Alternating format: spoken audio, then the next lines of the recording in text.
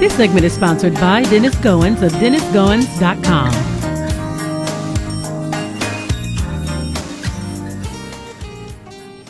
I'm talking with financial advisor Dennis Goins of Dennis Goins and Associates. And today we're going to be talking about keeping score for your credit. How you doing, Mr. Goins? I'm doing fine, man. How are you doing? Good. I know I call you Mr. Goins. I know we're on a first name basis, Dennis, but you know what? Just because of the respect that I have for you, you know, I'm going to always call you Mr. Goins. And I just want to thank you so much for joining me on the show. Mr. Goins joins us every Friday, giving us some great financial tips. And we're going to start off today talking about, since we're talking about keeping score for your credit, Mr. Goins, what is credit and why is credit so important to us today? It is very important to you because it allows you to acquire goods and services. I mean, as you know, when you go to try to buy a house or try to buy a car, to even rent an apartment, they pull your credit report. So having a good, viable, outstanding credit is very important for you to buy those. Now, you know, you mentioned something about goods and services. When I was growing up, I didn't know what goods and services were. So I want to talk to you from the standpoint of where I was when I was growing up and didn't understand certain terms. I'm sure adults did, but as I was coming into adulthood, I would hear goods and services. Can you explain that to my 15-year-old self, trying to, you know, getting ready to I'm entering into high school, preparing to get ready to graduate and to go into college, and I'm learning all these new terms. Can you explain that? Absolutely. Well, goods and services for a teenager is they go to the mall. They want to buy clothes. They want to buy those Air Jordans. They want to buy that lipstick. And they don't necessarily have the appropriate money to buy those services, those tennis shoes, those handbags, and et cetera. Well, credit allows them to acquire those foods and to get that money. At what age should people start learning about credit? Well, it's interesting that you mentioned that. I've been doing certain types of advice, education for kids in middle school. It's good for parents because a lot of times kids think that we as parents have an unlimited amount of money that they can kind of acquire and come to get to us to buy these services, and showing them how credit is initiated and the education of that really starts in middle school. It's now in the area. We're doing a lot of that in the financial planning industry, educating kids about how money works, how credit works, and the parents really appreciate it. Because I know when I went off to college, I was just sharing with you this story when I went off to college.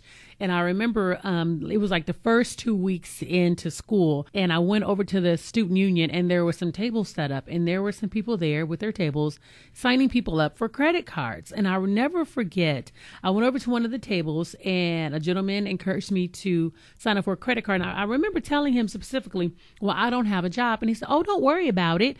And he said, you can just go ahead and fill it out. And so when it asked me how much money did I make a month, I said, I don't make any money. I don't have a job. He said, don't worry about that. I'll fill that part in for you, the amount of money that I'm supposed to make a month. So I said, okay. Before I knew it, a credit card ended up coming in the mail. It was my first credit card, and didn't realize from one credit card you can apply for another credit card.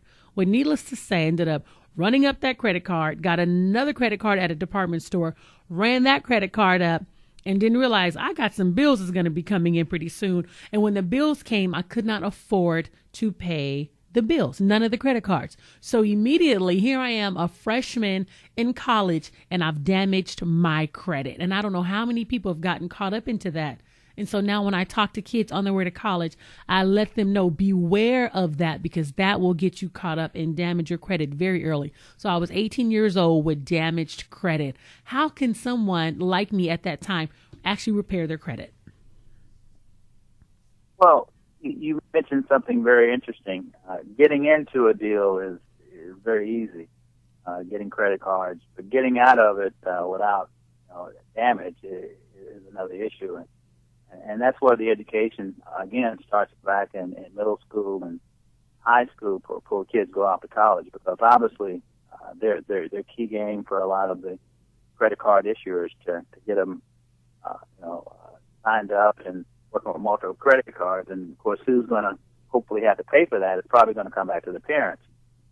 But more importantly, the kids are the ones that have the damaged credit report, and it damages and stays with them until that goes off the credit report. But some of the things you have to do is pretty much watch that and work with understanding how that works in your for your financial plan. Understand how and watch your credit report. And one of the things that is important is go and look for your credit report and understand what the credit report has on there. That's very important to understand. Now, you talk about keeping score for your credit. The saying, give credit where credit is due, should apply to personal finance. But sometimes the decision to extend credit is based upon one single number. You say your credit score. Can you explain what is credit score? And that number is so important to us today. You mentioned earlier buying houses, buying cars, so people can really understand those numbers and what they mean to us.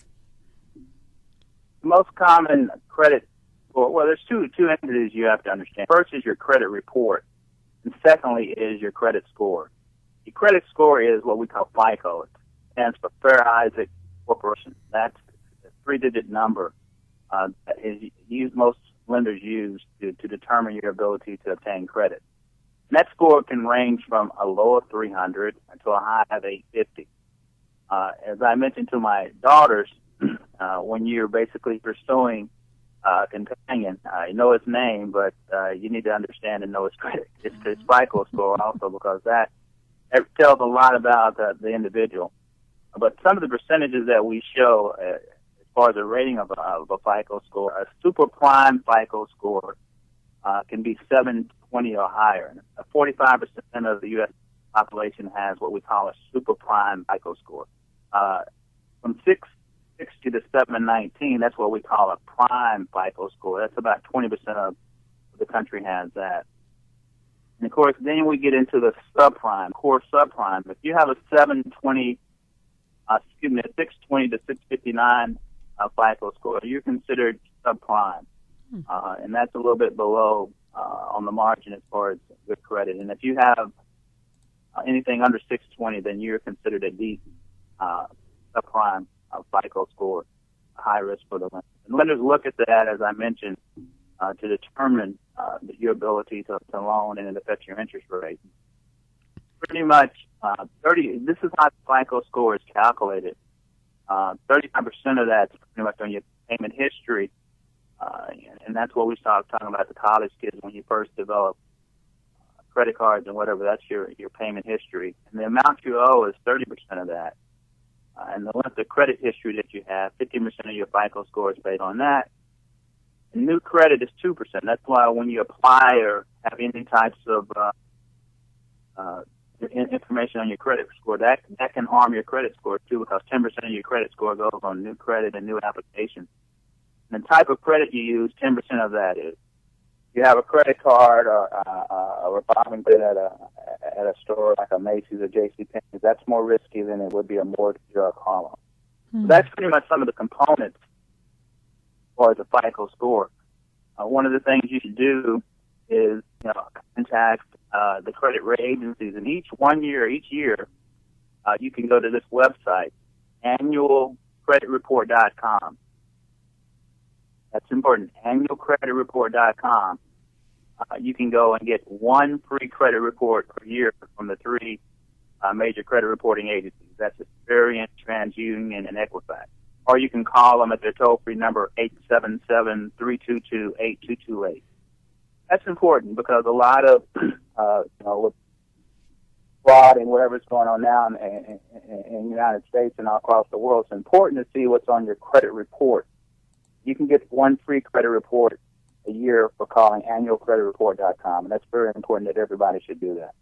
If you want your credit score, your FICO score, that would be an additional fee from these three reporting agencies, and that's important to get from these three agencies, not anywhere else, as far as your FICO score. Okay, that's good to know. And you mentioned use at least one major credit card regularly. Why should we use one major one regularly? Well, there's a few things that you can do to help to improve your credit score. Use one credit card regularly and pay that account on time. I mean, if you instead of having multi-credit cards, have one. Focus on one, whether it be a Visa, MasterCard, American Express, etc. Focus on and concentrate on that, and then pay it off each month. That helps you maintain and improve your credit score. You can even set up automatic payments to make sure that it's paid on time. And, things happen. Everybody's going through something. If things happen and you have to miss a payment, contact the lender. Call them and say, hey, I have a problem. And basically try to get that account up to date as soon as possible. That helps your credit score.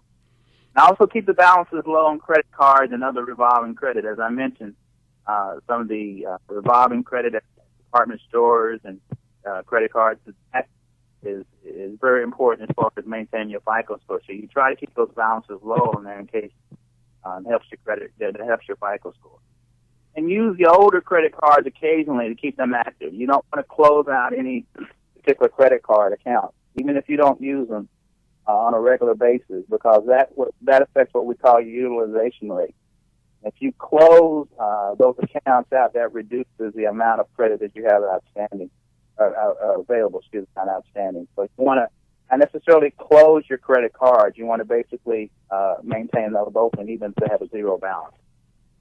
And the last thing is don't open or close multiple accounts within a short period of time. As I said, that creates the activity and it can impact your credit score. If you apply for several different credit cards or et cetera at one time, that can impact your credit score.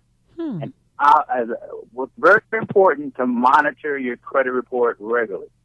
Anytime somebody applies for credit on your social security number, that shows up on your credit report. So somebody can steal your identity, apply for credit cards a lot, and you would never know it if you're not monitoring your credit report on a consistent basis. And I've said before, you can get one free credit report per year by going to annualcreditreport.com and monitoring that, because somebody could get your credit card in your name and you never know it. Mm-hmm. We find a lot of that's happening now today. Mm-hmm. And that right there is so true. And I want to thank you because I know we have a great bank, and whenever they see any type of activity, they contact us. And we've had several people try to use our credit in different states, and they contacted us. So in a 2-year period, we've had to have new cards issued to us. Even in the Bay Area, someone tried to use our credit in the Bay Area trying to purchase some gift cards. So that's good. And also have a great bank that knows your spending habits as well, so they can contact you to know, I don't think they're making those purchases. Dennis Goins, if someone wanted to contact you and talk to you more, how can they reach you? They can reach me via my website, www.dennisgoins.com, and or my email at dennisgoins.com. One of the things I wanted to talk to you, the point you just made, we just came through a holiday season, and a lot of times most of us spend more money during the holidays than we do regularly. And I personally had some situations with my bank where they put a hold on my debit card because they seen some unusual purchases. Now, initially, I was a little perturbed because you're sitting there trying to pay something and it rejected, and everybody looks at you, hey, you don't have money in your account. But the bank was actually protecting me because it was an unusual charge. And, even though you get kind of irritated, you have to think that the banks are looking out for your benefit, because there's a lot of fraud going on out there now. I mean, as we see on the news about things that's happening internationally and whatever would identity theft. But yes, the banks are getting more and more proactive, and basically if something unusual, they are definitely putting a hold on that credit card, because they basically, for the most part, are on the that. That's important to know. Thank you so much, Mr. Goins, and we look forward to speaking to you next week. I really appreciate it. Thank you for listening. If you would like to learn more about financial investments, contact Dennis Goins at dennisgoins.com.